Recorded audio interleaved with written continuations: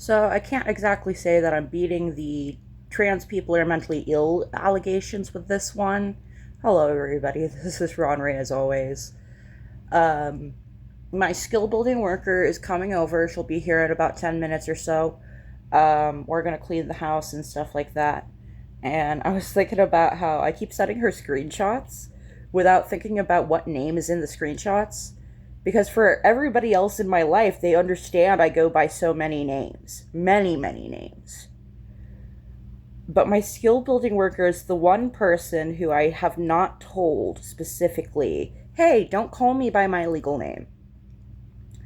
Because with one person at a time, I thought at the time, back when it was a trigger, I thought, if I work on this with a trusted person, maybe it's like OCD. If I do exposure therapy, it should eventually desensitize me to the trigger. And eventually hearing my legal name, especially out of context, like when people are not referring to me, they're referring to somebody else who actually does go by that name. When I hear that name, I don't want to have a jolt of pain go through my system.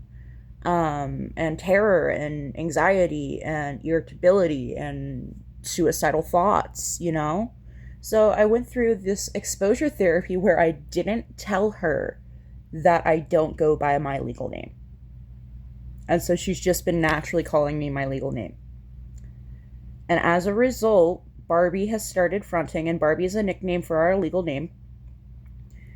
To the point where we have had to delete shorts and redo them because we accidentally called Barbie by our legal name.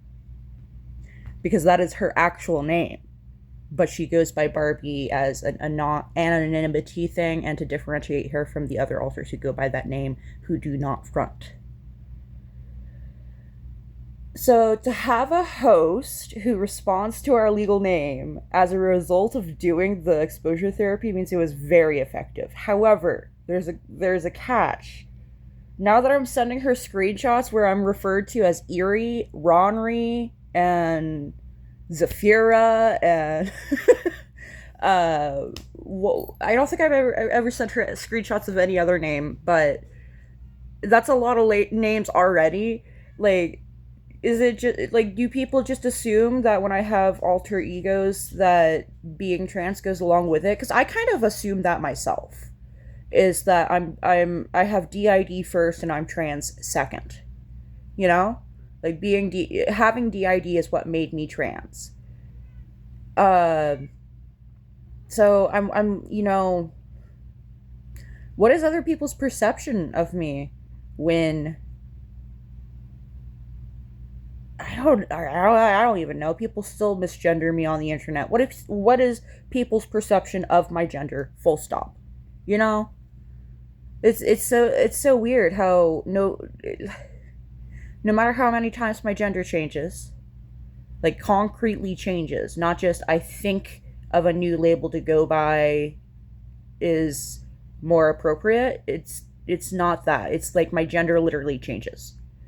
And people will still just be like, yep, Ronry's in a different mood today, or Erie's in a different mood today, depending on which era of my life they met me in. Because if they met me when I was a minor, up until I was 19, they probably know me as Ronry. And if they met me after I was 19, they might know me as Azzy. And if they met me shortly after that, when I was 21, or anytime after 21, they'll probably call me Eerie. And we've settled on Eerie for the body, which is why it hasn't changed, because the body doesn't want to change its name. And that's why we go by its pronouns, is because when you're talking to somebody else about me, you are not talking about somebody in my headspace. You're talking about my body. It is over there. The body is over there. It's a living body, sure, but it is a body. This is an it. And for us to be able to come full circle and become comfortable with she, her pronouns because an alter goes by she, her pronouns. That's phenomenal. If only everybody forced to detransition could come to that kind of self peace. You know? Um she'll probably be here soon, so I gotta get ready. Thank you for watching. I will see y'all in the next one. Love you. Bye.